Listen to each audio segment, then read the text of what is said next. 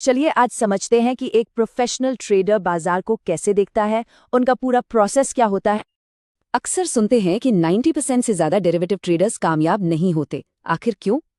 बात इंटेलिजेंस की नहीं, बात है एक प्रोसेस की। एक ऐसा तरीका जो बार बार काम आए।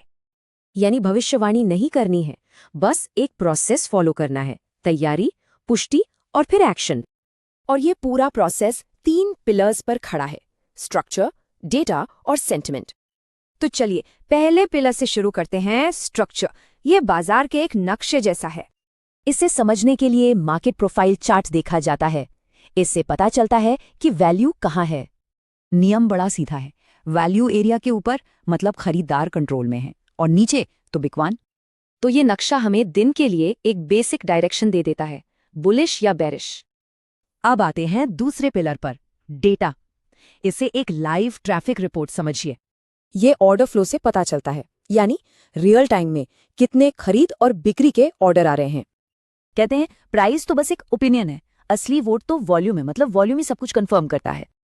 ऐसे चार्ट से डिमांड और सप्लाई की लड़ाई साफ दिखती है। खरीदार जीत रहे हैं या बिकवाल। मतलब अगर नक्शा बुलिश है तो ट्रैफिक रिपोर्ट को भी रास्ता साफ दिखाना चाहिए। और आखिरी पिलर है सेंटिमेंट। ये बिल्कुल मौसम के पूर्वानुमान की तरह है। इसे गामा एक्सपोजर जैसे ऑप्शंस डेटा से नापा जाता है।